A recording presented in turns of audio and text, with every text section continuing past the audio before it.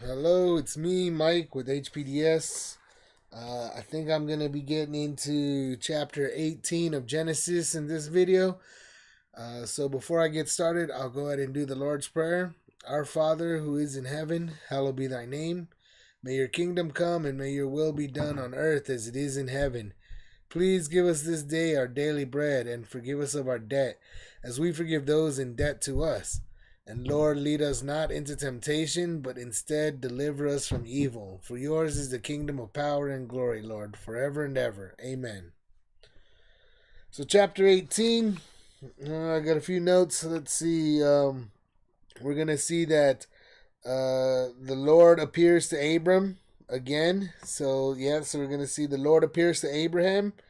We're going to see Sarah is reproved for laughing at the promise. So Sarah's going to hear about the promise and she's going to laugh, just as Abraham laughed.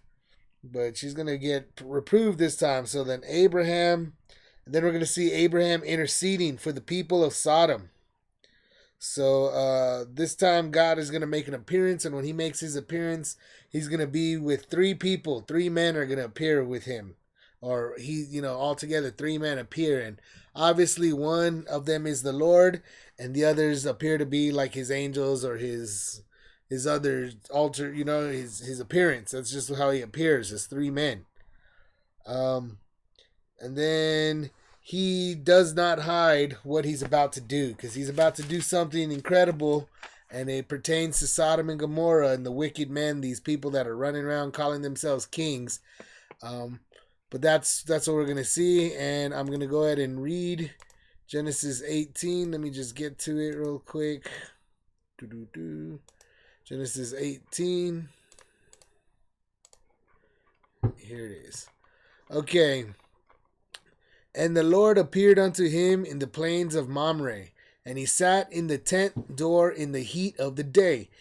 And he lifted up his eyes and looked, and lo, three men stood by him. And when he saw them, he ran to meet them from the tent door, and bowed himself toward the ground, and said, My Lord, if now I have found favor in thy sight, pass not away, I pray thee, from thy servant. Let a little water, I pray you, be fetched, and wash your feet, and rest yourselves under the tree. And I will fetch a morsel of bread and comfort ye hearts. After that ye shall pass on. For therefore are ye come to your servant. And they said, So do as thou hast said. And Abraham hastened into the tent unto Sarah and said, Make ready quickly 3 measures of fine meal, knead it, and make cakes upon the hearth. And Abraham ran unto the herd, and fetched a calf tender and good, and gave it unto a young man, and he hasted to dress it. And he took butter and milk and the calf which he had dressed, and set it before them. And he stood by them under the tree, and they did eat. And they said unto him, Where is Sarah thy wife? And he said, Behold, in the tent. And he said, I will certainly return unto thee according to the time of life. And lo, Sarah thy wife shall have a son. And Sarah heard it in the tent door, which was behind him. Now Abraham and Sarah were old and well stricken in age, and it ceased to be with Sarah after the manner of women. Therefore Sarah laughed within herself, saying, After I am waxed old shall I have pleasure, my Lord being old also? And the Lord said unto Abraham, Wherefore did Sarah laugh, saying, Shall I of a surety bear a child, which am old? Is anything too hard for the Lord? At the time appointed I will return unto thee according to the time of life, and Sarah shall have a son. Then Sarah denied, saying, I laughed not, for she was afraid. And he said, Nay, but thou didst laugh. And the men rose up from thence, and looked toward Sodom, and Abraham went with them to bring them on the way. And the Lord said, Shall I hide from Abraham the thing which I do? Seeing that Abraham shall surely become a great and mighty nation, and all the nations of the earth shall be blessed in him.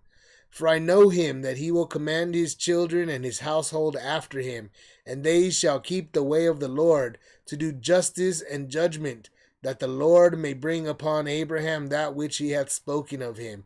And the Lord said, Because of the cry of Sodom and Gomorrah is great, and because their sin is very grievous, I will go down now and see whether they have done altogether according to the cry of it, which is come unto me, and if not, I will know. And the men turned their faces from thence and went towards Sodom. But Abraham stood yet before the Lord. And Abraham drew near and said, Wilt thou also destroy the righteous with the wicked? Peradventure there be 50 righteous within the city. Wilt thou also destroy and not spare the place for the 50 righteous that are therein? That be far from thee to do after this manner, to slay the righteous with the wicked, and that the righteous should be as the wicked, that be far from thee. Shall not the judge of all the earth do right?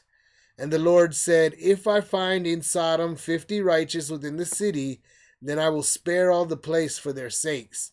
And Abraham answered and said, Behold, now I have taken upon me to speak unto the Lord, which am but dust and ashes. Peradventure there shall lack 5 of the 50 righteous. Wilt thou destroy all the city for lack of 5? And he said, If I find there 40 and 5, I will not destroy it. And he spake unto him yet again and said, Peradventure there shall be 40 found there. And he said, I will not do it for 40's sake. And he said unto him, Oh, let not the Lord be angry, and I will speak. Peradventure there shall 30 be found there. And he said, I will not do it if I find 30 there.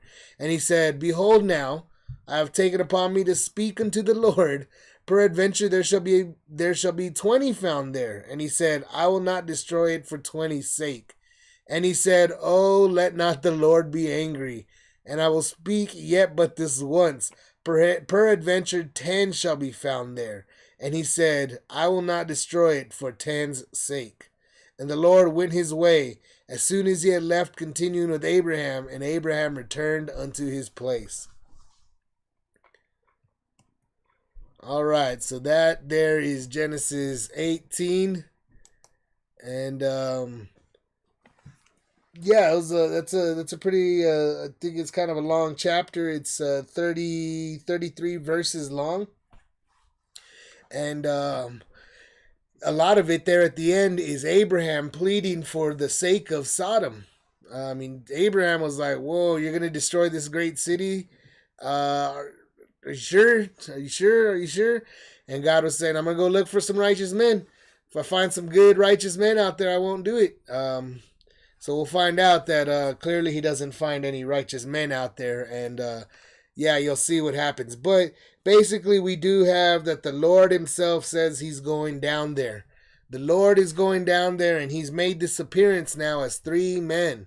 So here's another, some more revealing of what's going on, and the nature that the Lord is, the nature of nature of God that we know him, and how he comes to us. And in this form, he came to Abraham in the form of 3 men. He was 3 men, and we'll see that. And I'll go ahead and start going over this line by line, and we'll see what comes up here in the spirit. So here we are. The Lord appeared unto him in the plains of Mamre, right? So he's just out there one day. That's how this whole chapter starts off. He's just sitting there. So in that last chapter so this must be pretty much around that same time, because this is that same day, or it's very after that last chapter. If you go check out chapter 17 was also God had made an appearance to him. The Lord appeared, and that's when we see he's basically, that's when he changed his name to Abraham. So now he's Abraham. That was in chapter 17. So he was telling them that, basically in a year you're gonna have a baby. And so right now is also, so it's got to be around that same time frame that God, that just happened.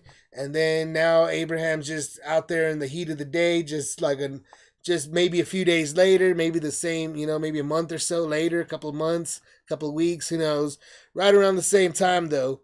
But after that chapter 17, obviously he's just spending some time out there, and here comes, he just looks up, and suddenly there's 3 men by him.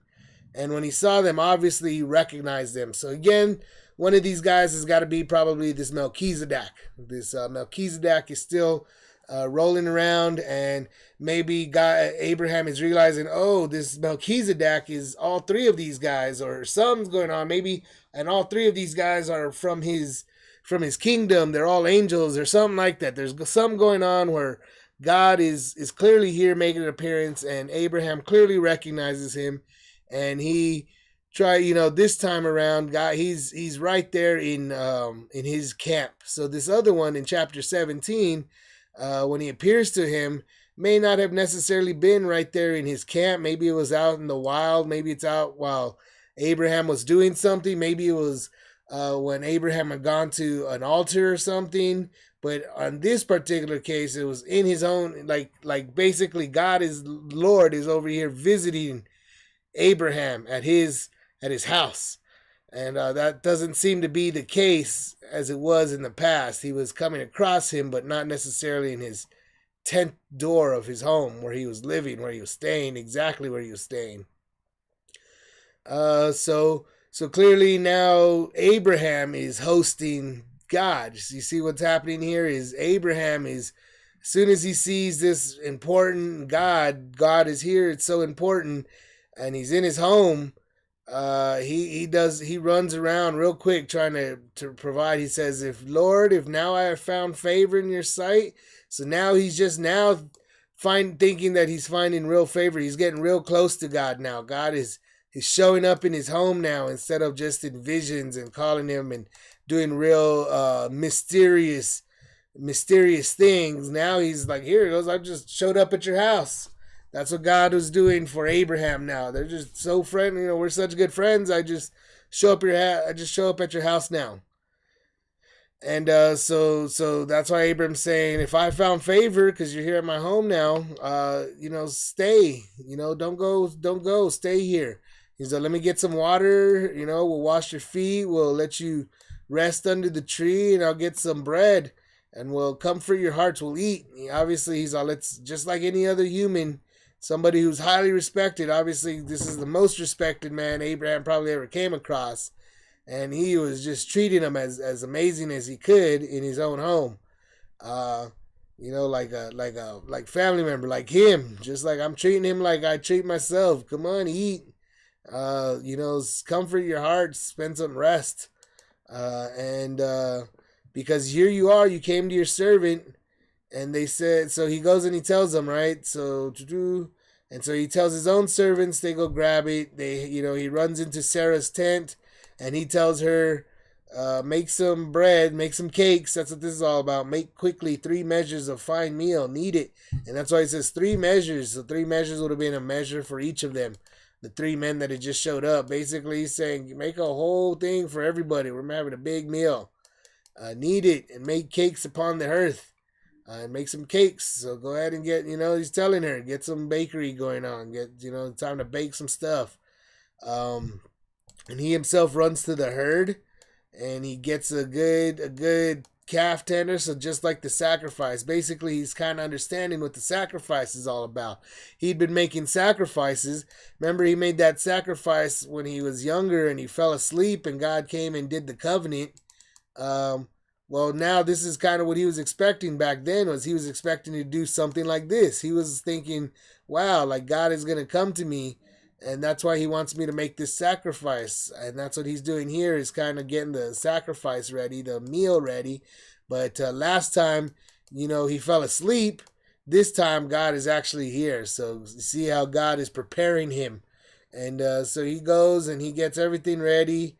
He this time instead they eat it instead of a sacrifice to leave it there. They're eating it. Took butter, milk, calf, so it was a big ordeal. It looks like something, he was having a good meal with them, and they ate. It was real comfortable, real warm, real familial, real friendly, real proper. And they said and so then these 3 guys, who are angels, they're the Lord. It's an appearance of the Lord with 2 other men, or with, something like that, 2 other beings, 2 other people, 2 other angels. Or it was God himself as 3 people, just the way he is. He's revealing his nature to Abraham. And in this case, he was 3 men. That's how he appeared to him, 3 men. And so that's what's going on. They're saying, "Where's your wife?" And he's all, "Oh, she's here. She's in the other tent over there." And God says, "Okay, I'm gonna come back this time in a year, basically. 9 months, 10 months, or whatever the pregnancy is." And he goes, "And when I come back, Sarah's gonna have a son." And that's what he said. He goes, "Oh, I'll be back next year this time, and you're gonna have a kid. Sarah's gonna have a son." And Sarah heard it, and so Sarah was just around the door. She was just, back there, probably still cooking or whatever it was that she was doing.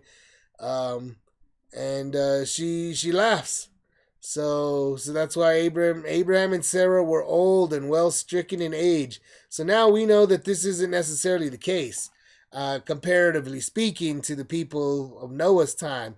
But we are seeing that it was already shown in the last chapter that God was proving it to the older people, the elders, that yeah, God is in fact king over your lives. He's God over your lives, and he can reduce the age, and that's exactly what he did. Those Shem and them lived, 800-900 years. Noah lived that long, but Abraham does not live that long at all. And by 100 years old, he already knows and feels that he's an old guy. He's old. Him and Sarah are both old, and you see that by this point, Sarah had already ceased after the manner of the women. So that means she was already, not only was she had been barren her whole life.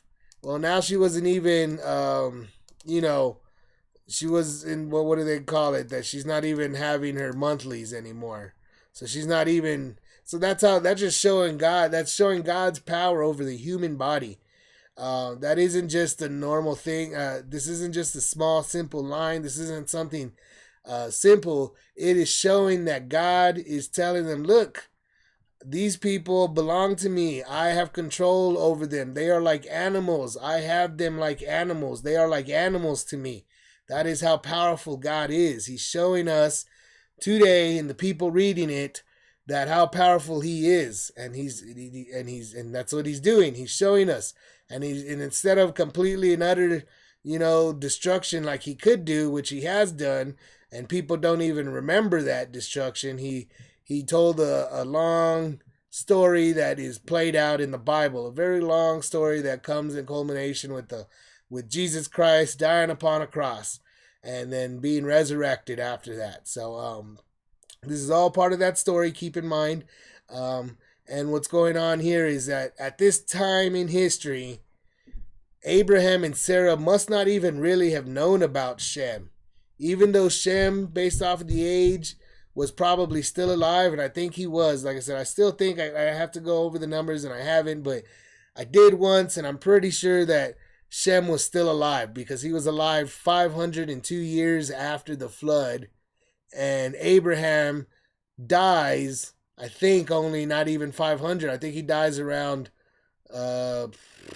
something like 460 years after the flood, based off of how the numbers work. So I really do think that Shem was still alive, but Shem was seeing what was going on, and Abraham and Sarah didn't even really know about Shem. And if they did know about Shem, they didn't know that Shem was, 500 years after the flood. So he was already, and I think he was like 400 years when that happened.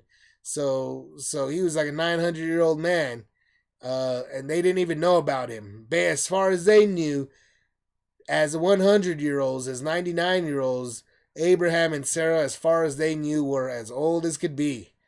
They had no idea that they could be, that God had reduced their ages. And so this is, like I said, it's prophetic, because God said to Noah, "Look, I'm going to make humans only live 120 years old."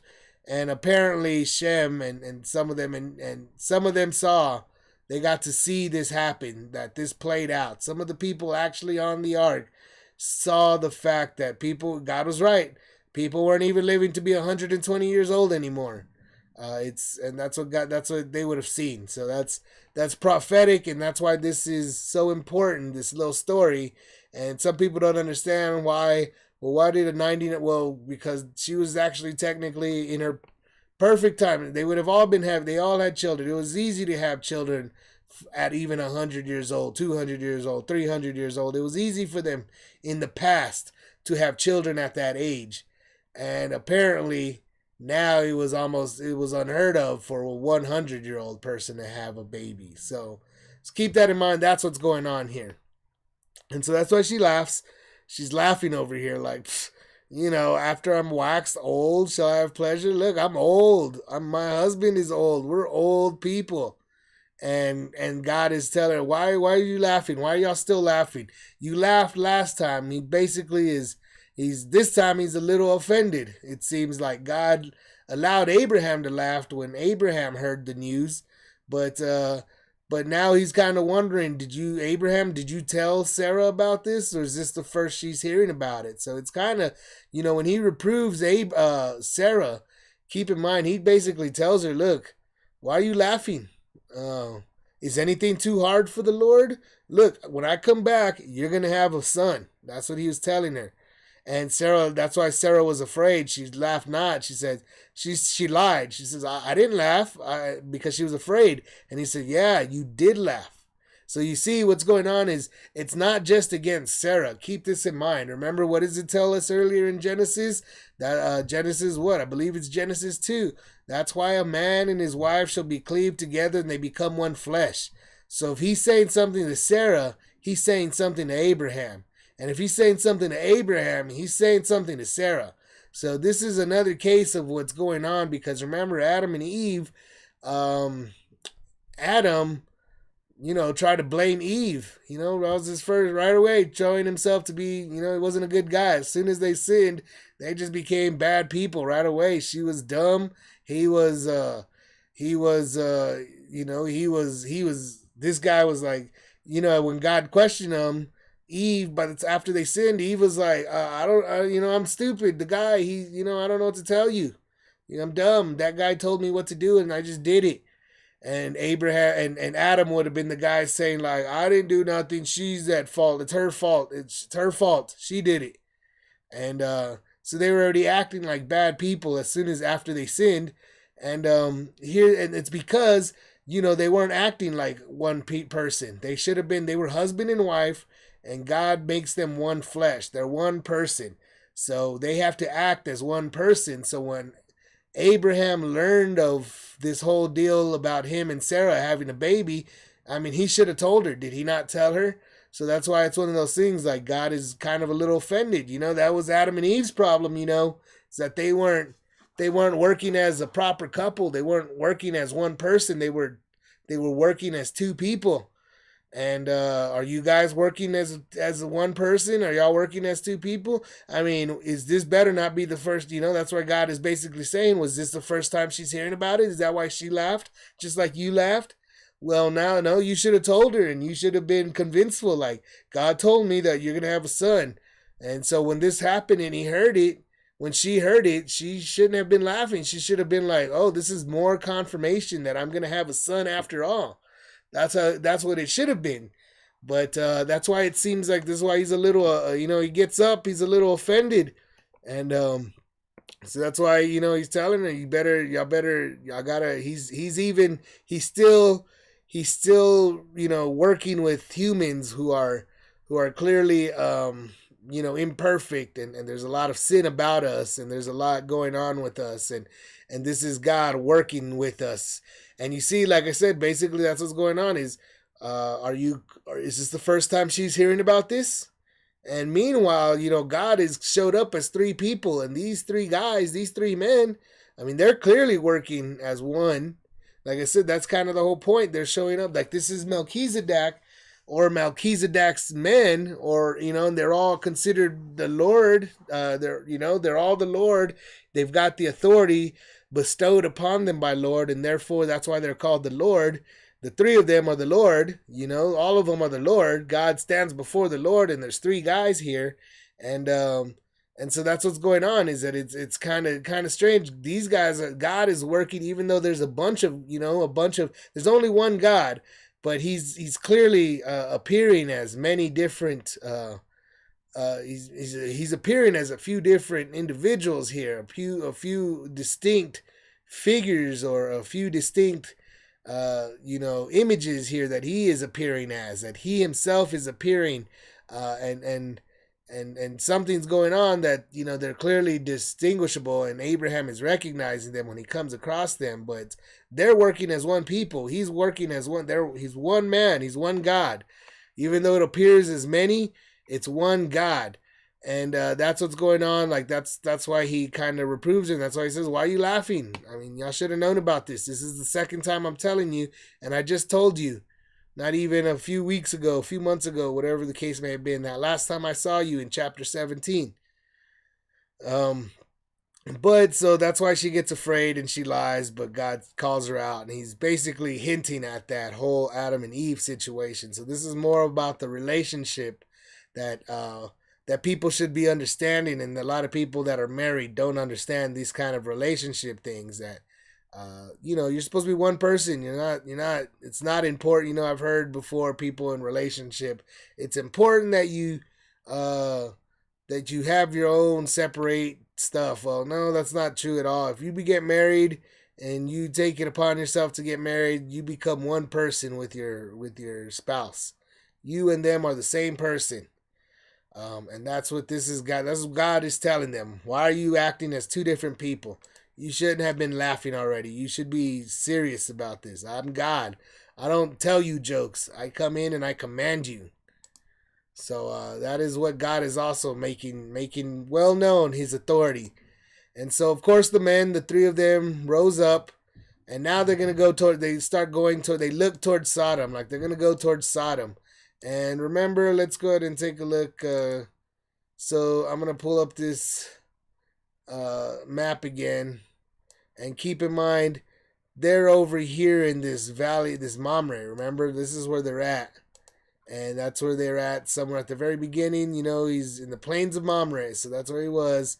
And so they get up here in Genesis. What is it? It's they're in 16, verse 16. They're going towards Sodom, and Abraham went them to bring them on the way. So they're able to somehow from here get up, and they're gonna make their way over here to Sodom. So they're gonna make their way probably around this bend, or somehow make their way to the Salt Sea and float across, or they do something. But clearly this is what they're doing. They're going around here to Sodom. They're making their way out there, right? And so God is talking to him, and as Abraham's still kind of walking with him, so obviously he walks with them quite a good distance out there, and God is still talking to them, and he says, "Shall I hide Abraham that thing which I do?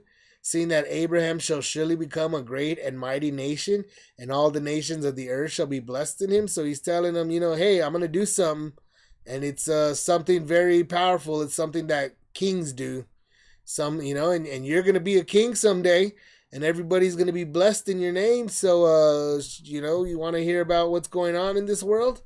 And so, and he tells them, "I know that you will command your children and his household after them, and they shall keep the way of the Lord." So that's what it was a big deal. Like, remember when I was getting into that last chapter when Abraham when he goes out there and he has to circumcise everybody. It's a big deal what he's doing, and what he's doing is, like I said, he's gonna keep the history for all his family. How's it gonna be done? They're gonna have to start writing it down. They're gonna start speaking it. He's going to have to, have complete authority over his servants and over his household. That's what's going on. He's acting like a true king, Abraham. That's what he's having to do now. And so God says, he's telling him, "I know you're going to do it too. Like, I know that it's a big deal, and that's why I chose you, because I know you can do it." And he's talking to Abraham. So because of that, that's why I'm telling you what I'm going to do. That's why he's telling them, you're going to keep the history for the people, because I'm going to give you this land, is what God is telling Abraham. I'm going to give you this land, and because I'm giving you this land, you are responsible to keep the history of the land. He's got to keep track of the land, of what's going on, and he tells them, now check it out. Now you yourself know, Abraham, you came to the rescue of Sodom and Gomorrah, didn't you? And so he's telling them, look at Sodom and Gomorrah, and remember, you didn't take any of their goods. You knew better. You had already told me you weren't going to take any of his goods. And they're very wicked people. Sodom and Gomorrah out there where Lot is. And that's why Abraham really thinks about that. And that's why he's interceding. He goes, but I'm going to go down there. God is telling him, I'm going to go down there and I'm going to see what's going on. And, if it's as bad as what I'm hearing it is, then I'm going to go ahead and destroy it. You see what I'm saying? And if not, I will know. I'm going to go ahead and that's what he's saying. And the men turned their faces from them and went towards Sodom. But Abraham yet stood before the Lord. So now you see where they're kind of distinguishing, they're cutting themselves, where two of the men leave, but God is still there with Abraham. So these are like the two angels. And these two angels are still acting on behalf of God. But God himself is saying, I'm going to go down there. I'm going to go see. I will go down now. And even though this one man stays in front of Abraham, and we'll see in chapter 19 that you see that we will see that it's two men right here. I believe it makes mention of only two men in chapter 19. And there came two angels to Sodom. So you see right there. So one of them, they separate right here. There's three men right here. And like I said, the appearance is God as three men. But then at this point, one of the men stays back with Abraham, and that's the Lord. And in chapter 2, the next chapter, in chapter 19, there's only two angels that make their way into Sodom. So that's kind of clarifying that Lord appeared with two angels. And so, like I said, so what is it now? We got, is this the Melchizedek guy still? And like I said, and are these his people from his kingdom? Or is God is taking the appearance of this Melchizedek as king of righteousness and king of peace, And so that's why that's why he said, that's why this is the righteousness. That's why he's coming up and he mentions it. So he tells him, I'm going to go destroy there and see if everything's going there. And that's why Abraham stays behind with the Lord. And Abraham asks him, are you going to destroy the righteous with the wicked? And he knows, why would you do that? If there's righteous men, and aren't you the king of the righteous? That's what he knows. He's recognizing that as Melchizedek. You're the king of the righteous, and you're the king of peace. And he goes, will you destroy them? And what if there's 50 righteous people in the city? I know and that's what he's this here is Abraham not knowing how bad the world can be. That's what he's showing. That's what God's showing him, that Abraham didn't really know how bad and how wicked the people of Sodom were. He had no idea, apparently. He was just kind of sad about the whole situation. He was really sticking up for Sodom, saying like, Sodom can't be that bad, could it? He said, why would you? I mean, there's got to be at least 50 righteous people at least in that city, right? And God was saying, well, if I find 50, I'm not going to destroy it. And so that's what God tells him. If I find 50, I won't destroy it. But Abraham's, well, let me think about it. Maybe if there might not be 50, he says. What if it's only 45? Would you still destroy it for 45? So now he's kind of rethinking his position. You can see how Abraham's rethinking it. And then now he's really just kind of wondering, how much is the righteous man worth? Is what he's wondering, And he's like, what if there's only 40? What if there's only 30? What if there's only 20? And he goes all the way down. He asks him a bunch of different times. So he's really kind of testing God, trying to see, well, how much? And God tells him up to 10. He tells him, if there's 10, he goes, if I only find 10 righteous men there, he goes, I will not destroy the whole town. So that he's saying that's how righteous that whole city was, the whole city of Sodom and Gomorrah. And they would have probably been pretty large cities at the time. And of course, they probably would have had, quite a few inhabitants who really knows anymore. But obviously, it was enough that Abraham recognized that it was a big city, and his own brother, his nephew, his brother's son, Lot, was there. And he clearly didn't want anything bad to happen to Lot. And that's probably why he was wondering and questioning. But he also knew that with his experience with Sodom was clearly that, the kings weren't very much, and they weren't very good people, and he wasn't going to take stuff from them. And he had to save them. It really was one of those things that he recognized that Sodom was not, Melchizedek. The kings of Sodom and Gomorrah were definitely not Melchizedek. And they were definitely not the Lord. They weren't God. and he recognized that obviously right off the bat. But he's trying to find out how much is a righteous man worth to God. Now he's wondering, are we even worth much to you, God? Because now that I realize, you kind of treat, I'm an animal to you, so it's not like I could, he's acting like a puppy or a cat. Like, and if you have any animals like that, you'll notice that a dog or a cat, if they want to be pet, I mean, they'll chase after that. Getting, if they want you to touch them and pet their head or whatever, they'll chase after it. Just like this is exactly how Abraham is acting. To me, the way it looks like, if I was God here, if I was like the Lord, and I was that Lord saying, hey, I'm going to go destroy this whole town because they're wicked. I mean, it's obvious if we know now the things that we know about how wicked people can actually be. And if you don't know, I mean, there's some horrible things that's out there in this world, some horrible things. Don't let anybody tell you that evil doesn't exist. Evil exists out there, and it's bad. It can be pretty bad. And so Abraham was acting like a guy that didn't know any better. He had no idea the bad things that were going on in Sodom and Gomorrah. He had no idea. He just, he said, how bad could it be? I got my little nephew Lot living out there. How bad could it be? That's how Abraham was thinking. But God was telling him, I'm going to go destroy it. It's pretty bad. And historically, we find out, obviously, that he was right. The things that the Canaanites were doing, child sacrificing, not just they got homosexuality right away in the next chapter, but there's also, they were raping, they were doing child sacrificing, they were doing human sacrificing in general. They were doing all kinds of nasty and perverted things alongside that.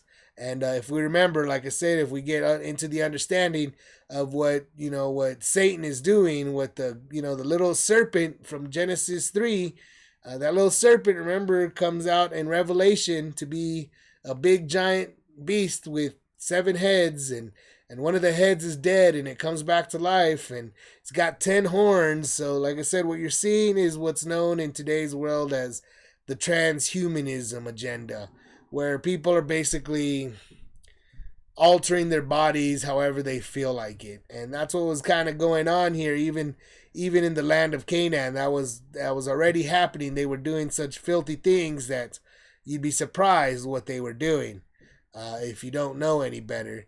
And it's shameful even to mention what they do. Like I said, it's shameful to mention what they did and what they do in this world, some of these people. But that's what was going on there. And Abraham is obviously, he didn't know any better, because if he knew better, he would be rejoicing for the destruction of Sodom and Gomorrah. But that's not what he's doing. In fact, he's such a naive guy, such a nice guy. He's trying to, stand up for the poor little Sodomites, poor little people in Gomorrah. That's what's going on here. But yeah, so that's chapter 18 of Genesis. And I'm going to go ahead and probably end this video now. It's a complicated chapter again, just like all of these chapters in early Genesis they're all very in depth, and it's a lot more important than people put. A lot of people don't put enough emphasis or attention into Genesis, but Genesis is clearly telling some things that definitely shatter everything we know about reality. I mean, it shatters what we know as reality.